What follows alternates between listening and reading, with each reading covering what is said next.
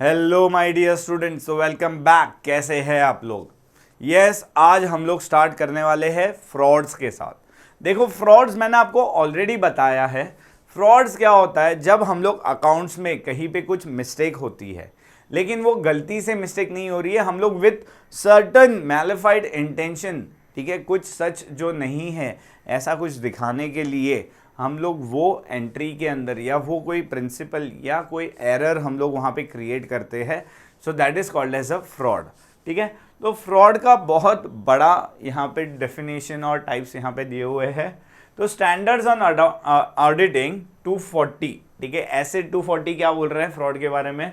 The auditor responsibility relating to fraud in an audit of financial statement बता रहा है that defines the term fraud as, fraud क्या है? N intentional act, क्या है? जानबूझ पे किया हुआ एक्ट है बाय वन और मोर इंडिविजुअल, ठीक है, एक या उससे ज्यादा individual among the management those charge with governance, जिनका काम है कि सारे लॉ फॉलो करो, या फिर एम्प्लॉइज या तो फिर थर्ड पार्टीज जो भी involving the use of deception. Deception मतलब एक छलावा, ठीक है, कुछ गलत चीज दिखा रहे हैं वो लोग, जो नहीं है ऐसा कुछ दिखा रहे हैं। To obtain an unjust illegal, जो सही नहीं है, जो इलीगल है, ऐसा कोई एडवांटेज लेने के लिए वो कर रहे हैं। So yes, that is called as a fraud. ठीक है, although fraud is a broad legal concept for the purpose of SA, the auditor is concerned with a fraud that cause a material misstatement. मतलब कोई ऐसा गलत बात बोला है जो बात अगर सच होती, अगर सच बताते तो उससे कुछ फर्क पड़ता। So that is called as material misstatement. क्या बोल रहा हूँ? मटीरियल मिसस्टेटमेंट मतलब अगर वो चीज़ सच बताई गई होती तो उससे मेरे डिसीजन को या किसी चीज़ को फर्क पड़ सकता था। So that is a very important statement which is given wrong. So that is called as material misstatement in the financial statement. Two types of intentional misstatements are relevant to the auditor. दो तरह के intentional misstatement आते हैं। एक होता है from fraudulent financial reporting को लेके, और एक होता है मिस एप्रोप्रिएशन ऑफ एसेट्स। या तो प्रॉफिट एंड लॉस में कहीं पे गड़बड़ की है, मतलब फाइनेंशियल रिपोर्ट कोई गड़बड़ प्रिपेयर की है, या तो फिर एसेट्स में कुछ गड़बड़ी कर दी है, ठीक है, एसेट्स रॉन्ग बताए जा रहे हैं। सो फ्रॉडुलेंट फाइनेंशियल रिपोर्टिंग में क्या आता है? तो इन्वॉल्व मैनिपुलेशन और फॉल्सिफिकेशन ऑफ रिकॉर्ड्स। जो रिकॉर्ड्स है ना, उसको तोड़ मरोड़ के दिखाया गया है या फॉल्स रिकॉर्ड्स दिखाए गए हैं। रिकॉर्ड्स में भी मैनिपुलेटेड और falsified in the following ways. तो not recording the transaction, record ही नहीं किया जानबूझ के, वो लोग खर्चा हुआ है लेकिन दिखा नहीं रहे, या तो एसेट्स है बट वो दिखा नहीं रहे, ठीक है, लायबिलिटी है दिखा नहीं रहे। So transaction may not be recorded at all, दिखाया ही नहीं। For example goods sold may not be recorded in the sales register, sales में लिखा ही नहीं है वो। Thus such fraud occurs when an error of omission, ठीक है, जो हम लोग ने आगे, लेकिन वही चीज़ इंटेंशनल किया है। क्या किया है? इंटेंशनली किया हुआ है। फिर आता है रिकॉर्डिंग द डमी ट्रांजेक्शन, जो चीज़ हुई नहीं है वो आप रिकॉर्ड कर रहे हो। सो that is a recording of dummy transaction, मतलब आप फेक ट्रांजेक्शन दिखा रहे हो बेसिकली। डमी ट्रांजेक्शन में भी recorded, for example goods Saint on consignment पे भेजे कि बिके तो ठीक है, नहीं हुए तो वापस आएंगे। शोन एज एक्चुअल सेल्स दिखा दिया कि भाई सेल्स हो गया अपना, ठीक है। तो such fraud occurs when an error of commission is intentional. जो आगे एरर ऑफ कमीशन दिखा था, लेकिन वही चीज़ क्या हो रहा है? इंटेंशनल, मतलब जानबूझ के हो रही है। फिर आता है misapplication of accounting policies को गलत तरीके से लिया गया है, जैसे कि अकाउंटिंग पॉलिसीज में be applied wrongly. For example income accrued में be shown as advance received. Income अभी आया है, उसको एडवांस दिखा दिया एसेट्स बढ़ाने के लिए, ठीक है, लाइबिलिटी बढ़ाने के लिए। तो such fraud occurs when error of principle हो रहा है लेकिन इंटेंशनल हो रहा है। Such manipulation of accounts is called as window dressing. हम लोग क्या बोल रहे हैं? इसको विंडो ड्रेसिंग बोला जाता है, कि जानबूझ के वो लोग गलत प्रिंसिपल फॉलो कर रहे हैं, ठीक है, जो करना चाहिए था अकाउंटिंग प्रिंसिपल्स के हिसाब से वो नहीं कर रहे, कुछ गलत अगर काम कर रहे तो उसको विंडो ड्रेसिंग बोलते हैं, कि दिखाने के लिए वो लोग गलत चीज़ें दिखा रहे हैं, ठीक है, जो चीज़ है ही नहीं ऐसी चीज़ दिखाने को ट्राई करते हैं, तो उसको विंडो ड्रेसिंग कहा जाता है। When it shows a picture better than the actual position. अभी हम लोग जो पोजीशन में है उससे अच्छी पोजीशन शो करने के लिए ये लोग जानबूझ के मैनिपुलेट करते हैं, so it is window dressing. ठीक है, if such manipulation lead to showing a picture worse than actual position, it's result creation of secret reserves. ठीक है, तो ये आगे हम लोग को थोड़ा और डिटेल में सीक्रेट रिजर्व्स आएगा, लेकिन ये लोग क्या कर रहे हैं, जानबूझ के अपनी हालत और ज़्यादा खराब दिखा रहे, सो अपने टैक्स वैक्स के पैसे बचा सके या सब्सिडी मिल सके या कुछ बेनिफिट गेन ले सके। ठीक है, तो ये लोग अपने सीक्रेट रिजर्व्स रख रहे, जो प्रॉफिट हो रहा है वो गवर्नमेंट को दिखा नहीं रहे। ठीक है, तो वो ये सीक्रेट रिजर्व्स है वो तो और भी इलीगल होता है, तो ये तो बिल्कुल भी अलाउड नहीं होता है। ठीक है, उसके बाद आता है miss appropriation of cash. Cash में भी मिस अप्रोप्रिएटेड, एम्बेजल्ड, मतलब इधर उधर रख दिए, दिखाया ही नहीं कि कैश है, या स्टोलन, हटा दिए। ठीक है, तो ये कहाँ से हो सकते हैं, तो हम लोग को जो कैश रिसीव हुआ है उसमें कैश पे किया, उसमें ज़्यादा कैश पे किया ऐसा दिखा दिया, या कैश बैलेंस में कुछ गड़बड़ दिखा दी। सो कैश रिसीव्ड में भी मिस अप्रोप्रिएटेड कहीं पे दिखा दिया, रिकॉर्ड ही नहीं किया। ठीक है, तो इसके अंदर क्या क्या आता है, तो फर्स्ट आता है by not recording the cash received at all और रिकॉर्डिंग ओनली पार्ट अमाउंट, आधे पैसे आए हैं या उसमें से आधे पैसे जेब में डाल दिए उन लोग ने। This is intentional error of omission, ये तो जानबूझ के किया हुआ एरर ऑफ ओमिशन है। ठीक है, तो ये कौन से केस में होता है, तो भाई जब कैश सेल्स होता है या सेल ऑफ स्क्रैप होता है। ठीक है, भंगार तो हम बेचेंगे तो चेक थोड़ी देने वाला है भंगार, वो तो कैश ही देने वाला है, या एसेट्स बहुत बार हम लोग जानने देते हैं, तो ये सब के पैसे हमको कैश में आते हैं, तो वो लोग क्या करते हैं, अपने जेब में पैसे डाल देते हैं। ठीक है, फिर विंडफॉल गेन्स, अचानक में कहीं से पैसे आ गए जो नहीं आने वाले थे, तो किसको मालूम पड़ने वाला है, ये पैसे तो ऐसे भी नहीं आने वाले थे, तो वो बैड डेट्स अगर रिकवर हो गए या डैमेजेस रिकवर हो गए, या हम लोग ने डिस्काउंट मिल रहा है क्रेडिटर के पास से कि भाई इतना ही पैसा दोगे तो भी चलेगा, जो दे रहे हो दे दो, तो हम लोग तो पूरा अमाउंट पे कर रहे कंपनी, लेकिन वहाँ पे वो पे करने वाले ने क्या किया, आधा पैसा जो डिस्काउंट मिला था वो अपने जेब में डाल दिया। ठीक है, तो ये सब चीज़ें करके वो क्या करता है, कैश मिस अप्रोप्रिएशन हो सकता है। कैश जो रिसीव हुआ है, अपने को पैसा आया लेकिन वो दिखाएगा ही नहीं उसको। ठीक है, बाई टीमिंग एंड लेडिंग, वो is the pocketing the first receipt of the party. अभी क्या करूंगा मैं, अभी पैसा आया मैंने अपने जेब में डाल दिया और बुक्स में लिखा आउटस्टैंडिंग, फिर जब दूसरी पार्टी का पैसा आएगा ना तो इसका पैसा आ गया मैं ऐसे दिखाऊंगा, तीसरी पार्टी का पैसा आएगा तो मैं दिखाऊंगा दूसरे का पैसा आ गया, तो पहली पार्टी का जो पेमेंट आया था वो तो मेरे पॉकेट में आ गया। ठीक है, तो मैं ऐसे करके रोलिंग चलाते जाता हूँ, तो इसको टीमिंग एंड लेडिंग बोलते हैं।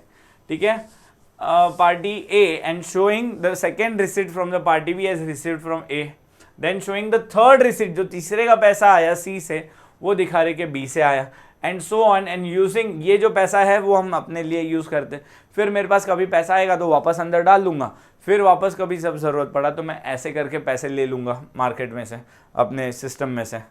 ठीक है, फिर जो भी कैश पेमेंट करते हैं तो हम लोग क्या करते हैं, वहाँ पे भी मिस अप्रोप्रिएशन हो सकता है। कैश में भी miss appropriated out of the cash payments by recording dummy या एक्सेस पेमेंट, मतलब जो पेमेंट किया भी नहीं है वो हम लोग दिखा रहे हैं, या तो कम पैसा पेमेंट किया है वहाँ पे ज़्यादा पैसा दिखा रहे हैं। द सैलरीज और वेजेस में भी shown as paid to dummy दिखा दिया एम्प्लॉय को, या तो amount paid by the shown as higher than the actual payment, जो हुआ है उससे ज़्यादा पैसा पे किया ऐसे दिखाएंगे। फिर कैश बैलेंस के अंदर हम लोग ने कुछ एम्बेजल कर डाला, इधर उधर घुमा डाला, in the hand lying in the cash box में उधर ऐसा हाथ घुमा के चोरी वोरी हो गया थोड़ा पैसा। ठीक है, फिर आता है miss appropriation of goods. Goods में भी miss appropriated out of the goods receive हुए उसमें से, या जो डिस्पैच किया है उसमें से, या जो स्टॉक पड़ा है उसमें से गुड्स का मिस अप्रोप्रिएट कहीं ना कहीं गड़बड़ घोटाला कर डालते हैं। गुड्स रिसीव्ड में भी misappropriated by not recording the goods receive, कि अपने को आया ही नहीं है गुड्स, या तो फिर पार्ट आधा ही आया है ऐसे रिकॉर्ड करेंगे। ठीक है, और फिर बाकी का बैलेंस मिस अप्रोप्रिएट फंड कर डालेंगे वो लोग। This is an intentional error of omission है in case of weak control over purchase and storage पे अगर प्रॉपर कंट्रोल नहीं होता है तो ये चीज़ होती है। फ्रॉम गुड्स डिस्पैच में से क्या करेंगे, बाय रिकॉर्डिंग डमी डिस्पैच दिखाएंगे कि हाँ गुड्स भेज दिया, या तो फिर कम भेजा है और फिर लिखेंगे ज़्यादा। ठीक है, गुड्स में एक्चुअली भी स्टोल भी हो सकते हैं, जो हमारे पास स्टॉक पड़ा है उसमें से गायब कर डाला, वटा डाला। ठीक है, the about discussion is summarise in the following exhibit, देखो यहाँ पे बताया हुआ है। तो misreporting, not recording the transaction, recording dummy transactions या misapplication of accounting policies को गलत तरीके से लिखा है। इसमें दो चीज़ें आती है, विंडो ड्रेसिंग, जहाँ पे जो नहीं है वो इतना अच्छा दिखा रहा हूँ, so that is window dressing. Secret reserves में क्या है, मैं खराब दिखा रहा हूँ, ठीक है, सीक्रेटली मैं अपने रिजर्व्स अच्छे खासे बना के रखता हूँ, ठीक है, सो दैट मेरे को टैक्स कम पे करने का है। फिर होता है मिस एप्रोप्रिएशन ऑफ कैश में कैश रिसीव्ड लेकिन रिकॉर्ड नहीं किया, या फिर मैं एक का पैसा आता है वो अपने पास रख लेता हूँ, दूसरे का पैसा आता है तो ऐसा दिखाता हूँ पहले का आया, तीसरे का पैसा आया तो बोलता हूँ दूसरे का आया, तो इसको टीमिंग एंड लेडिंग बोलते हैं। कैश पेमेंट्स में मैं एक्सेस दिखा देता हूँ, डमी पेमेंट्स दिखा देता हूँ, कैश बैलेंस में से पैसे चोरी हो जाते हैं। या मिस एप्रोप्रिएशन ऑफ गुड्स में क्या होता है, गुड्स रिसीव हुए लेकिन दिखाए नहीं, या आधे गुड्स रिसीव हुए ऐसे दिखाए, ठीक है, गुड्स डिस्पैच किए लेकिन मैंने रिकॉर्ड में डबल लिख दिया, यार डिस्पैच किए ही नहीं है फिर भी मैंने दिखा दिया कि हाँ भाई गुड्स भेज दिए मैंने, या मेरे पास जो स्टॉक पड़ा था उसमें से स्टॉक वटा डालते हैं। तो ये सब चीज़ें हमारे एरर और फ्रॉड्स में आते हैं। तो अभी जो कुछ इंपॉर्टेंट हमारे टर्म्स है उसको हम लोग थोड़ा डिटेल में पढ़ते हैं, ठीक है। तो सबसे पहला आता है teeming and lading. So this is a term use to describe the attempts to hide the loss of cash received from one customer by using the cash received from another customer. पहले वाले customer के जो पैसे आए ना उसको तो हम लोग ने साइड में वटा डाला और अपने जेब में रख दिया और वो लॉस हो गया कंपनी का, लेकिन वो लॉस को छुपाने के लिए मैं दूसरे का जो पैसा आ रहा है ना वो ऐसा दिखाता हूँ कि भाई इसका पैसा है, दूसरे वाले का पैसा बाकी। फिर तीसरे वाले का जब पैसा आएगा ना तो मैं क्या बोलूँगा, दूसरे वाले का आ गया, तीसरे वाले का पैसा बाकी है, ठीक है। सो this is the method by which the cash is misuse. थोड़े टाइम के लिए मिसयूज करेंगे, फिर जब वो लोग के पास पैसा आएगा तो वापस सिस्टम में आ जाएगा। When cash is received from some debtor, it is not recorded in the cash book and it is misappropriated, गायब कर डालते वो पैसे को। Later on when the cash is received from any other debtor, से भाई B के पास से, तो B के अकाउंट में लिखने के जगह पे हम लोग A के अकाउंट में लिख देते हैं। Again later on when the cash is received from C, तो हम लोग वो B के अकाउंट में लिख देते हैं। This process goes on until the fraud, जब तक डिस्कवर नहीं होता ये होते ही जाता है। This method of fraud is also known as short banking. क्या कर रहे हैं याद रखना, this method is also called as short banking और delayed accounting of money received और लैपिंग, ठीक है। बहुत सारे अलग अलग नाम है, टीमिंग एंड लेडिंग भी बोलते हैं, शॉर्ट बैंकिंग भी बोलते हैं, delayed accounting of money received भी बोलते हैं एंड लैपिंग भी बोला जाता है। This is a method by which the past frauds are covered up by the present receipt, ठीक है। आगे जो हमने फ्रॉड किया है उसको कवर करने के लिए अभी जो पैसे आ रहे हैं उससे हम लोग कवर कर डालते हैं। To detect such fraud from frauds the auditor should find out what is the internal check system. क्या है भाई, कैसे पैसे रिसीव किए जाते हैं चेक से और कैश से, वो ध्यान रखो। If there is any weak point तो उसको इन्वेस्टिगेट करो ठीक से। If the cashier should not have access to ledger, के पास नहीं होना चाहिए। Auditor should check the counterfoil, के भाई रिसीट के दूसरा जो पत्ता होता है ना वो भी चेक करो कि भाई पेमेंट जो आया है वो बराबर से डेट के हिसाब से एंट्री हुई है कि नहीं, ठीक है। ऑडिटर को चेक करना है bank reconciliation statement properly, check deposit हुए कि नहीं, वो टाइम पे रीजनेबल टाइम 2 दिन के अंदर क्लियर हुए कि नहीं, ठीक है। If there is a longer delay तो वहाँ पे क्या हो रहा है, टीमिंग एंड लर्निंग का फ्रॉड हो रहा है, वो ध्यान रखो। Auditor should check that the days cash receipts cheques were banked either on the same day या नेक्स्ट डे हुआ कि नहीं, और एंट्री उसके साथ मैच हो रही है कि नहीं, कैश बुक के साथ डेट पे स्टैम्प हुआ कि नहीं बैंक का, कौन से डे का बैंक है, पेइंग स्लिप कब का भरा हुआ है, ठीक है। If there is a delay in unbank cheques है तो कैश आर मिसिंग है, तो समझ लो कि वहाँ पे टीमिंग एंड लेडिंग का फ्रॉड हो रहा है, ठीक है। सो अभी देखते हैं हम लोग एरर वर्सेस फ्रॉड। तो एरर क्या होता है, error means unintentional, bona fide, bona fide मतलब गलत इंटेंशन नहीं था अपना, mistake in the financial information. Fraud is deliberate and mala fide mistake. An error में भी एरर बाय प्रिंसिपल या क्लरिकल एरर हो सकता है। यहाँ पे तो क्या है, फ्रॉड में भी मैनिपुलेशन ऑफ रिकॉर्ड्स हो सकते हैं, या तो फिर हम लोग ने रिकॉर्ड्स में इधर छेड़छाड़ की है, या तो फिर हम लोग ने गुड्स या तो कैश में कुछ आगे पीछे झोल झपाटा किया हुआ है, ठीक है। एरर में भी डिटेक्टेड बाय गोइंग बैक, सारे स्टेप्स फिर से फॉलो करो ट्रायल बैलेंस तक के, तो अपने को एरर मिल जाएगा। यहाँ पे फ्रॉड के लिए तो इन्वेस्टिगेशन प्रॉपर करनी पड़ती है। Auditor should ensure that the financial statements are error free, भाई जो भी फाइनेंशियल स्टेटमेंट है उसमें एरर नहीं होना चाहिए, वो उसका काम है। ऑडिटर हैज़ टू रिपोर्ट, कोई भी फ्रॉड है तो उसको रिपोर्ट करो सेंट्रल गवर्नमेंट को अंडर द कंपनीज एक्ट 2013, ठीक है। यस, अभी शुरू करते हैं हम लोग window dressing. What is window dressing? So window dressing in ordinary terms means the skill of arranging goods attractively in a shop window. Shop के विंडो में हम लोग ऐसे अट्रैक्टिव तरीके से हम लोग जो गुड्स लगे हुए देखते हैं ना, तो उसी तरीके से कंपनी भी अपने आप को बेचने आई है। तो जब बेचने आती है तो जानबूझ के अपने अकाउंट से ना बहुत मस्त मस्त दिखाती है कि भाई हमारे पास इतने एसेट्स हैं, हमारे पास ये है।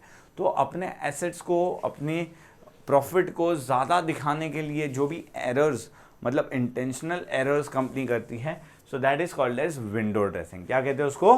Window dressing. Window dressing in ordinary terms means the skill of arranging the goods attractively in a shop window. In accounting, window dressing means the skill of presenting the accounts in a way that create good impression। अच्छा, profit ज़्यादा दिखा रहे, assets ज़्यादा दिखा रहे, ठीक है। In window dressing, the accounts are made in such a way so as to show much better condition दिखा रहे, जो एक्चुअल है उससे बहुत ही ज़्यादा अच्छी कंडीशन दिखा रहे। The profits and the net worth are overstated, मतलब जितना है उससे ज़्यादा प्रॉफिट दिखाया जा रहा है, जितना है उससे ज़्यादा फाइनल अकाउंट्स में हमारा एसेट्स दिखाया जा रहा है। Such a condition exist where the assets are over value, हम लोग ने एसेट्स की वैल्यू ज़्यादा लिख दी है या फिर लायबिलिटीज़ की वैल्यू कम लिख दी है, तो इसकी वजह से अंडर ड्रेसिंग बोलते हैं, विंडो ड्रेसिंग बोलते हैं। तो फाइनेंशियल पोजीशन जो है वो बहुत ही अच्छा दिखता है एक्चुअल जो है उससे ज़्यादा, ठीक है। Why window dressing is done? तो भाई सीधी बात है, हम लोग है ना सामने वाले को गुमराह करना चाहते हैं, ठीक है, अपने कंपनी का रेपुटेशन अच्छा दिखाना चाहते हैं। तो मार्केट में मेरी कंपनी की वैल्यू बढ़ेगी, मुझे मेरे शेयर्स के वैल्यू प्राइस ज़्यादा मिलेगा, इन्वेस्टर्स ज़्यादा आएंगे मेरे पास, ठीक है। तो mislead the investors and lenders कि भाई हमारी कंपनी में तो बहुत पैसा है, हमारी कंपनी प्रॉफिट में चल रही है, हमारे कंपनी के पास बहुत एसेट्स है, ये सब दिखाने के लिए हम लोग विंडो ड्रेसिंग करते हैं। So a company may want to mislead the investors into buying the shares, वो लोग शेयर्स खरीदे, ठीक है, by showing a better picture, अपने नेटवर्थ का अच्छा पिक्चर दिखाएंगे। Banks give larger loan based on the higher net worth, जिसका नेटवर्थ अच्छा है तो बैंक उसको ज़्यादा अच्छे से जल्दी से इजीली लोन प्रोवाइड कर देती है। The concern may be taken over by another concern for a higher price, ठीक है, एक कंसर्न एक बिजनेस दूसरे बिजनेस को हायर प्राइस के लिए टेक ओवर कर सकता है, ठीक है। उसके बाद आता है हाइड लॉसेस, जो भी लॉसेस है उसको छुपाते हैं सो दैट उनकी कंपनी के शेयर्स के प्राइस कम ना हो जाए, लोगों की अपनी कंपनी से भरोसा ना उठ जाए, इसके लिए लोग अपने लॉसेस छुपाते हैं, ठीक है। So sometimes the concern the business में सफ़र एक्स्ट्रा ऑर्डिनरी लॉस, बहुत ज़्यादा लॉस हो चुका है, concern may not like to show loss in their books, में अच्छा नहीं लगता उनको दिखाने के लिए। कंपनी में शो फिक्टिशियस प्रॉफिट, जो है ही नहीं ऐसे प्रॉफिट्स दिखा रहे हैं through window dressing in order to be able to pay dividends, pay करें अपने शेयर होल्डर्स को इसके लिए, सो दैट शेयर होल्डर्स का कॉन्फिडेंस बना रहे।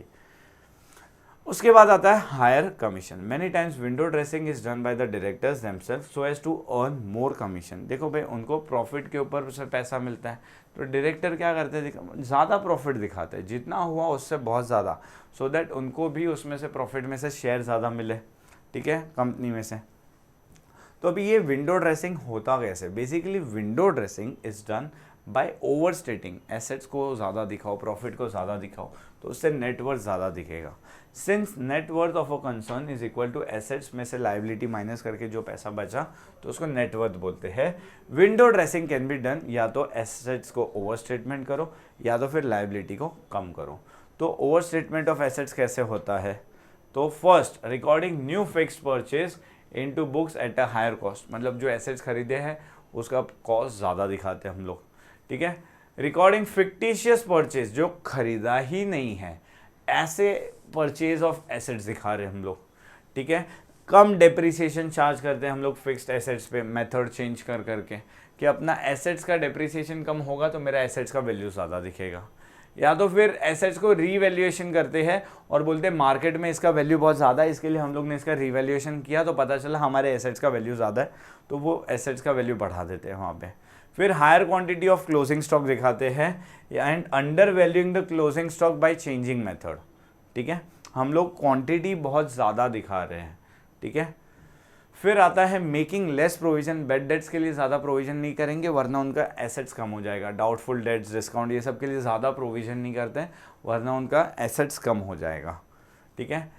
इंटेंजिबल एसेट्स जैसे कि पेटेंट्स और गुडविल को राइट ऑफ नहीं करते। डेप्रिसिएशन तो फिजिकल होता है, ये सब इंटेंजिबल गुड्स है और एसेट्स है, तो इसके ऊपर वो लोग क्या करते हैं, अपना राइट ऑफ, ठीक है, कम करते हैं, ठीक है, या तो राइट ऑफ ही नहीं करते हैं।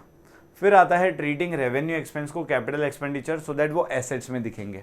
Revenue expenditure profit and loss में जाएगा, कैपिटल एक्सपेंडिचर है जो सालों तक चलेगा तो वो अपना कैपिटल एक्सपेंडिचर में जाएगा, ऐसे एसेट्स होगा। जैसे कि रिपेयर किया तो उसको हम लोग ने ऐसे दिखा दिया कि न्यू मशीन ही परचेज की है, ठीक है। Treating capital receipts of income, जैसे कि कोई लायबिलिटी क्रिएट हो रहा है तो उसको उन लोग ने क्या कर दिया, प्रॉफिट एंड लॉस में रेवेन्यू रिसीट्स में डाल दिया, ठीक है। Treating an advance from a customer as a actual sale so that उनका लायबिलिटी उतना कम दिखे। फिर आता है रिकॉर्डिंग द एक्रूड इनकम, जो इनकम आने वाला है, जमा हो गया है, and prepaid expense at a higher income, क्योंकि एक्रूड इनकम क्या है, हमारे लिए एसेट्स है तो वो ज़्यादा दिखाएंगे। प्रीपेड एक्सपेंस क्या है, तो हमारे लिए एसेट्स है। ये क्या है, एक्रूड इनकम मतलब आने वाला है पैसा, तो वो हम लोग ने एक्रू हो गया पैसा, उसको ज़्यादा क्यों दिखाएंगे, तो अपना एसेट्स बढ़ जाएगा। प्रीपेड एक्सपेंस है मतलब जो मैंने ऑलरेडी पे कर दिया उसका बेनिफिट फ्यूचर में रिसीव होने वाला है, तो ये मैं अभी से ज़्यादा दिखाऊंगा तो मतलब मेरा एसेट्स दिखेगा। तो ये सब तरीके से मैं एसेट्स बढ़ाने को ट्राई करता हूँ, या तो फिर मैं क्या करता हूँ, अपनी लायबिलिटी को कम करने को ट्राई कर रहा हूँ। तो recording the liabilities in the books at a low amount पे रिकॉर्ड करो, ठीक है। या तो कुछ लायबिलिटी है मैंने लिखी ही नहीं, ओमिट कर डाला लिखना ही अपनी लायबिलिटी, मेरी लायबिलिटी ऑटोमेटिकली कम हो जाएगी। फिर treating liability as an item of income, liability incur कर रहा हूँ लेकिन मैंने उसको इनकम दिखा दिया। जैसे ट्रीटिंग एडवांस रेंट आया है, ठीक है, अब वो मेरे को एडवांस है ना तो वो मेरे लिए लायबिलिटी है, लेकिन मैंने उसको दिखाया वो मेरा रेगुलर रेंट रिसीव हुआ है तो वो इनकम में चला जाएगा। Treating actual liability as contingent, जो लायबिलिटी ऑलरेडी इंकर उसको कंटिजेंट इन फ्यूचर शायद देना पड़े, भाई देना पड़े नहीं, देना ही है, तो वो कंटिजेंट लायबिलिटी नहीं आपकी एक्चुअल लायबिलिटी हो जाती है। फिर आता है रिकॉर्डिंग द आउटस्टैंडिंग एक्सपेंस, जो मुझे पे करना बाकी है उसका अमाउंट मैं कम कर देता हूँ, या करंट लायबिलिटीज़ है उसको मैंने रिजर्व करके रख दिया तो उससे वापस मेरी लायबिलिटी कम हो जाती है, ठीक है। तो ऑब्जेक्शंस क्या है, ये जो हमारी विंडो ड्रेसिंग है तो उससे होता क्या है, ठीक है, विंडो ड्रेसिंग करने से नुकसान क्या है। तो no true and fair view, अगर हम लोग एसेट ज़्यादा दिखाएंगे या लायबिलिटी कम दिखाएंगे तो क्या हमको हमारे फाइनेंशियल स्टेटमेंट्स का ट्रू एंड फेयर व्यू पता चलेगा, नहीं पता चल पाएगा। When a business concern does window dressing, the balance sheet does not disclose the actual net worth of the concern. The profit and loss account fails to disclose the actual results of the concern during the year. जो भी actual profit या loss हो रहा है वो हमको पता चल पाएगा नहीं। तो इससे नुकसान किसको होता है, तो शेयर होल्डर्स को नुकसान हो रहा है। Shareholders do not get to know कि भाई अपनी कंपनी का जहाँ पे हम लोग ने इन्वेस्ट किया है उसका असल में हाल क्या है। उनको डिविडेंड तो मिल रहा है लेकिन अपने ही पैसे कैपिटल जो दिया है उसमें से ही डिविडेंड मिल रहा है, तो वो डिविडेंड को एज अ कैपिटल को एज अ डिविडेंड लेके फ़ायदा क्या, उसको प्रॉफिट तो मिल रहा नहीं है। यहाँ पे अगर मैनेजमेंट इनएफिशिएंट है तो वो ये लोग दिखा नहीं रहे, ये लोग दिखा रहे नहीं मैनेजमेंट तो बहुत अच्छा हो रहा है, बहुत अच्छा हो रहा है, प्रॉफिट हो रहा है, देखो अपना लायबिलिटी कितना कम है, देखो अपना एसेट्स कितना कम है, देखो हम लोग कितना प्रॉफिट अर्न कर रहे हैं, तो अपने आप को एफिशिएंट दिखाने को ट्राई कर रहे हैं, लेकिन जो इनएफिशिएंसी है वो यहाँ पे हाइड हो रही है। Window dressing helps the management to hide its inefficiency, अपनी इनएफिशिएंसी को हाइड करने में हेल्प करता है उसको। द रोजी पिक्चर, जो अच्छा दिखा रहे हैं ना कि हाँ देखो कितना अच्छा है प्रॉफिट, देखो एसेट्स कितने अच्छे हैं, ठीक है, वो यूज़ करते हैं कि अपना लॉसेस कम दिखाने के लिए, ठीक है। और इसके थ्रू मैनेजमेंट फ्रॉड भी कर सकता है, पैसे लेके भाग भी सकता है। मैनेजमेंट में defraud the company by siphoning, मतलब क्या कर रहे हैं, विड्रॉ करेंगे उसमें से पैसे पर्सनल यूज़ के लिए, ठीक है, जो प्रॉफिट क्रिएट किया ना, तो इसको विंडो ड्रेसिंग बोलते हैं। एंड कंपनीज एक्ट ये चीज़ बिल्कुल भी अलाउ करता नहीं है, so it is against the Companies act, मतलब ये कानूनी तौर पे ये अपराध मतलब ये एक क्राइम है, क्राइम, ठीक है। Window dressing is against the provision of the Companies Act. If window dressing is done by the company it would be against the provisions of the schedule 3, मतलब उसमें क्या बोल रहा है, disclosure of addition to and the withdrawal of the reserves आपको बताना पड़ता है, ठीक है। प्रोविजन फॉर डेप्रिसिएशन है वो सही दिखाना चाहिए आपको, प्रॉफिट का ट्रू एंड फेयर व्यू देना चाहिए, ठीक है। जो भी मटेरियल इंपॉर्टेंट या non recurring and exceptional items है वो सब आपको डिस्क्लोज करनी ज़रूरी है। अमाउंट्स कितने हैं प्रोविजंस आपके फॉर मीटिंग स्पेसिफिक लाइबिलिटीज़ के लिए या कंटिजेंसीज के लिए या कुछ कमिटमेंट्स है, तो जितनी भी लाइबिलिटीज़ है तो उसके रिजर्व्स आपके प्रोविजंस कितने हैं वो सब डिस्क्लोज करना ज़रूरी है। Window dressing is against the provision, मतलब लॉ के तो खिलाफ है ही, एंड मे लीड टू, इससे पेनल्टी भी होती है और डायरेक्टर के ऊपर कार्रवाई भी होती है, प्रोसिक्यूशन भी होता है, ऑफिसर के ऊपर, ऑडिटर, सबके ऊपर, ठीक है। तो ऑडिटर की ड्यूटी है, किसकी ड्यूटी है? It is auditors duty regarding the window dressing is discussed, ठीक है। क्या ड्यूटी है हम लोग देखेंगे। अबाउट डिस्कशन यहाँ पे समअप किया है। मीनिंग क्या है कि भाई अपने को बेटर व्यू एक्चुअल से दिखाना है। क्यों विंडो ड्रेसिंग करते हैं? उनको मिसलीड करना है, इन्वेस्टर्स को लॉसेस छुपाने और ज़्यादा इनकम अर्न करनी है। कैसे करते हैं? तो दो चीज़ें करते हैं, या तो एसेट्स को ओवरस्टेट करेंगे या तो लायबिलिटी को अंडरस्टेट। तो इसके खिलाफ क्या है? तो इससे अपने को ट्रू एंड फेयर व्यू नहीं मिलता है, शेयर होल्डर सफ़र करते हैं, जो इनएफिशिएंसी है मैनेजमेंट का वो दिखता नहीं है, ठीक है। मैनेजमेंट फ्रॉड भी कर सकता है एंड ये लॉ के खिलाफ, कंपनीज एक्ट के भी खिलाफ तो है। So yes my dear students, I hope यहाँ तक हम लोग ने जो कुछ भी किया है आपको प्रिटी मच सब कुछ अच्छे से क्रिस्टल क्लियर समझ में आ चुका है। आगे का चैप्टर हम लोग नेक्स्ट वीडियो में कंटिन्यू करेंगे। तो अगर आपको ये वीडियो अच्छी लगी हो तो चैनल को लाइक करो, शेयर करो एंड सब्सक्राइब करो। Thank you so much my dear student.